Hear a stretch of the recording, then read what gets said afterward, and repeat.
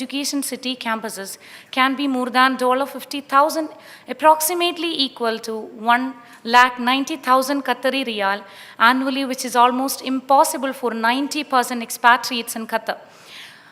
Foreign students must pay tuition fee about 20,000 Qatar riyal per year for their higher studies. Education City offers several financial aid options to students. However, lack of awareness and the eligibility criteria make this not reachable to almost all the expatriate families. Students who complete the education through loan financing also have trouble paying it back, particularly since it can be difficult for expats in Qatar to find jobs when they graduate. With the challenges, a high price tag of education, many expat students from middle-income families go back to their home countries to attend the university.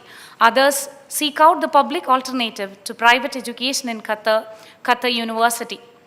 Options in Qatar for the higher professional education like medical engineering are also very limited. Qatar University and few universities under the Qatar Foundation are the only options available for engineering studies.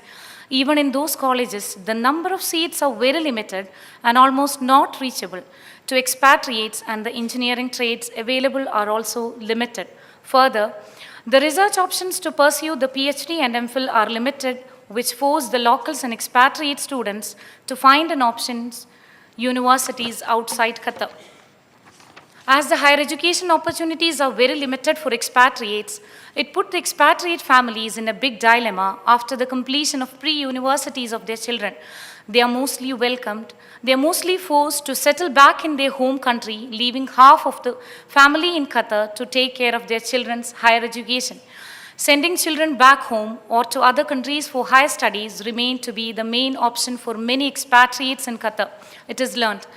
We do have an option, but we cannot afford the high cost of college education here, even though both of us are working, said Shirley, a Filipino mother whose daughter is taking an architecture course in Philippines. She is employed in one of the prestigious schools in the country, while her husband works as an architect for a construction firm. 2 years ago, Shirley said the tuition fee for an architecture course in one of the colleges in Doha ranged between Qatar Riyal 30,000 and Qatar Riyal 55,000 per semester. Rates in many universities, depending on the course and level, are very, very high. She noted that one college charges around Qatar Riyal 21,000 but gives only a diploma for a number of programs. That is one of the reasons why many expatriates like us prefer to send our children to universities in our home country, Shirley added. Impact of education expands in expatriate. Qatar has become the most expensive country in GCC. With higher cost of living, the country's increasingly expensive rental market. Approximately half of an expat's entirely monthly income is spent on accommodation or housing. And the next largest financial challenges for expats in Qatar is the cost of education. Education costs in Qatar have jumped 11.4% since 2013, adding to Qatar's rising cost of living. 3 key challenges that expatriate families face in terms of educating their children. These are, first one is navigating national policies surrounding the expatriate migration. Second one is gaining access to places in schools. Third one, being able to afford private education. As a result of increasing growth in the for-profit private education sector in the country, poorer families are ultimately left less able to access quality education than are their wealthier counterparts. According to a survey by International Research Agency, among parents from low-income backgrounds, spends up to 22% of their income on education expenses. Some of the parents would like to take up loans in order to fund their children's education. Others have considered homeschooling their children as a result of the high schooling expenses and the inability to cover these costs.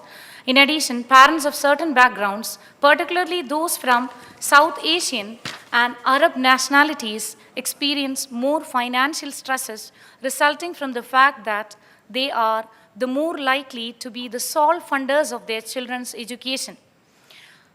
Arab and Asian expatriate families earned on average US $40,839 to $54,451 annually compared to Western expatriates who earned a much higher US $95,290 to $136,129. In addition, as mentioned above, 64% of Westerners reported that at least 75% of their children's educational costs were covered by their employers. Only up to 40% of the Arab and Asian families reported receiving the same benefit. Accordingly, Arab, South Asian, and East Asian parents spend a higher proportion of their total annual income, that is approximately 10% more, on private school fees due to their lower salaries, even if they pay less per child than Westerners do. A holistic development through free and fair education for all. We know that Qatar Vision 2030 says Qatar is establishing advanced educational and health systems, as well as increasing the effective participation of Qataris in the labor force. In addition, Qatar will continue to augment its labor force by attracting qualified expatriate workers in all the fields.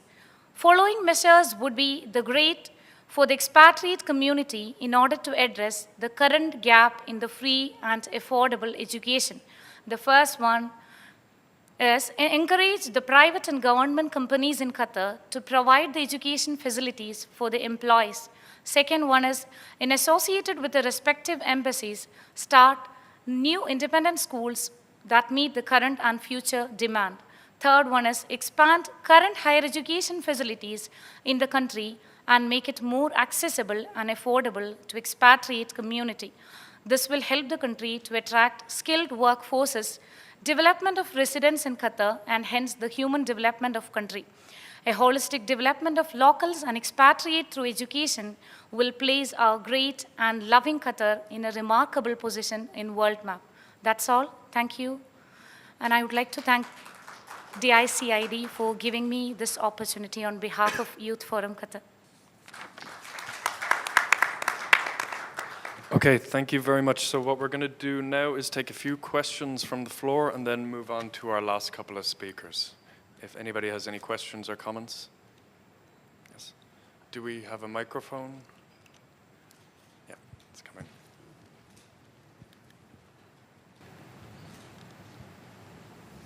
Yeah, sorry. Assalamu alaikum. Just my question is for Mr. Christian regarding the rental. But you gave us a lot of information and statistics regarding the rental, but we want to know if there is any plan to reduce, not reduce, at least to keep it in the range, the current range, the rental. So we did not get any answer for this one. Thank you.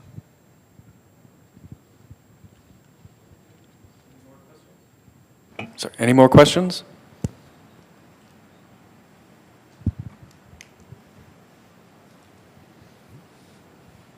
Any more recommendations to add to the recommendations we have for health and education? Yeah. I'm Arlene. Okay, I'm pleased to be here. It's an opportunity. I would like to ask the panel, because I have court cases, one labor and then one prosecutor. Now, I would like to ask if it's appropriate, is there any financial support or any support for a family of expat like me who has faced these court cases while in Qatar, and also at the same time for my children who are studying in Qatar? I have two children who are studying in PISQ, Philippine International School. Is there any support or assistance for my children while they are studying, and I am the only one who support them, who has court cases ongoing since March 2013 until now?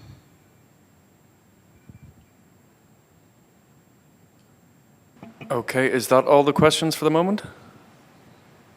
Okay, if we want to go ahead and answer those, starting with. Okay. Thank you very much. It's $1 million question because I don't represent any government agency. I'm independent here. But the regulations that came out and the ministers' council meetings and their laws that came out, it was clearly capped or meant only to maintain rentals for commercial properties on a sliding scale. Now, since we are talking about residential properties, I didn't even bring those figures in. but it's only commercial properties. Private residential properties, or which the government encouraged entrepreneurship, has to, if you deal in a democracy, you have to face the realities of supply and demand. If there's more need for housing, the price will increase. You can see what is happening with the oil price today. There's an oversupply of oil, of crude oil. That's why the price is low.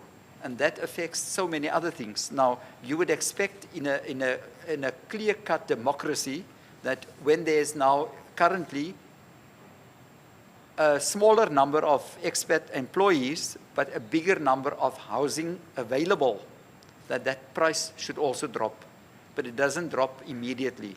It takes time because you need to make a decision. Shall I move to the other house? And you take other considerations into account. And your landlord knows that. And he knows there would be another tenant that would be willing to pay for that rental. But as long as tenants are not willing to pay for that high rentals, he cannot sustain it. And he has to pay his bonds at the bank.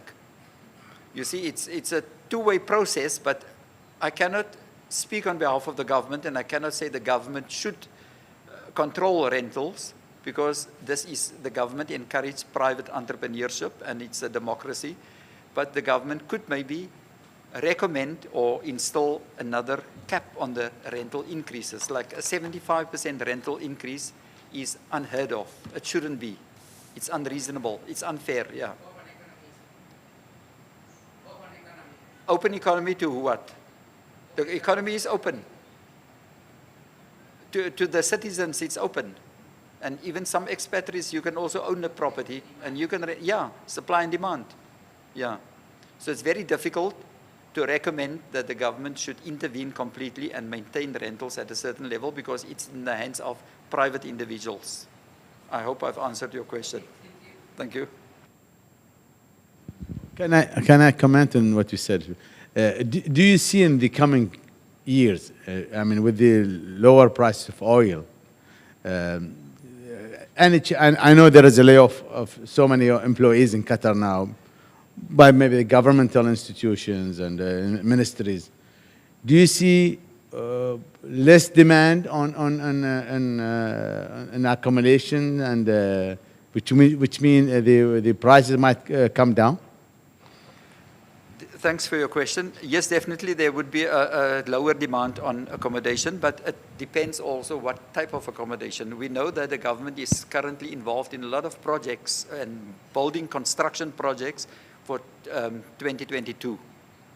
So that would be unskilled labor that is needed. And the government has, in the labor law, I've checked the whole labor law, there's no provision that the company should provide for housing. I thought it was always there, but it isn't in the labor law.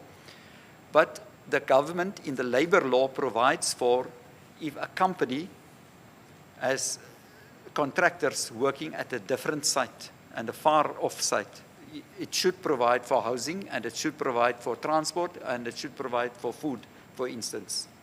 But there's no other regulation in the labor law, for instance, that the company must pay. So that is a benefit the company is giving to subsidize your housing rent. But to come to your question, yes, as the oil price is expected to stay low, around 50s for the foreseeable future, many companies cannot afford to have so many employees, but they would terminate the higher earning employees. And so the housing market for the upper class market, that would be affected more. But still at your lower end, your apartments, whatever, that could be at a lower rental, that may increase. And that's why these prices have increased, 4,000 to 7,000 with a 75% increase, which is not, I would say, not humane. Thank you. Okay, and there was another question. Sorry, who? The lady at the back. That question was directed to who? Education.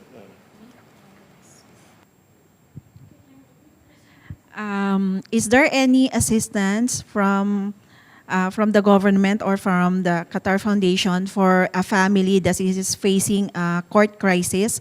Because I have 2 court cases. I have higher court and then criminal case that I won. I just want to ask if there's any assistance for my children on financing the school while having these court cases?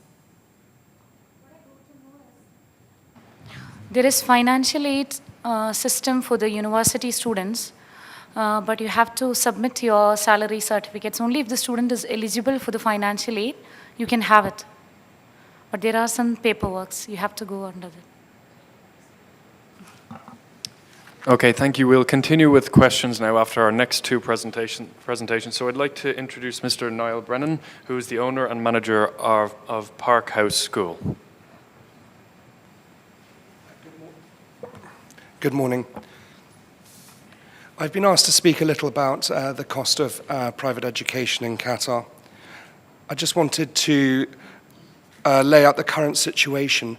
Some time ago, the government made a decision to move to what is known as the Swedish model, where instead of owning and delivering education as an education ministry, they would push the state sector into the private sector and also give vouchers for education in the state sector to nationals.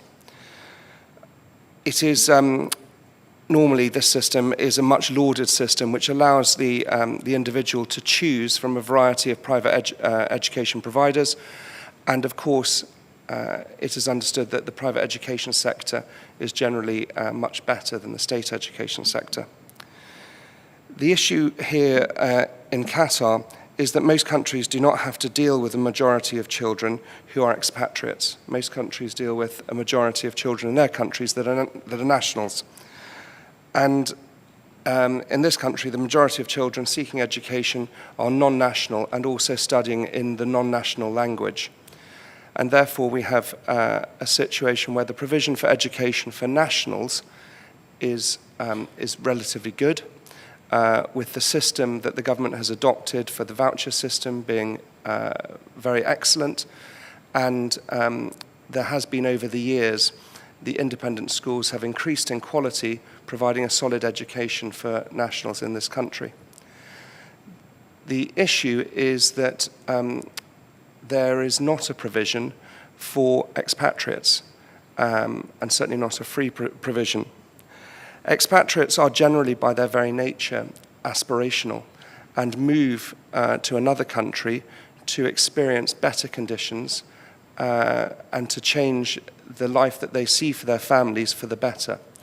And therefore, expatriates would expect, on moving to someone like Qatar, to enjoy better housing, better education, better medical, and for the most part, that education is private.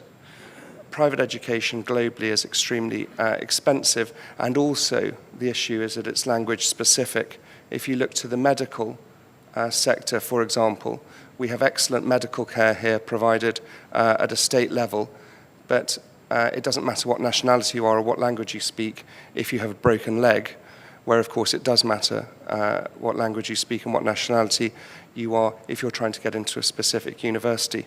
So it's relatively easy to deploy healthcare for all. It's extremely difficult to deploy education for all. For the expatriates, it's never a problem at the top end, and as we've heard, wealthy Western expatriates generally have education rolled into their packages, and also education has fixed costs, and above those fixed costs, the ability to provide excellence at a relatively smaller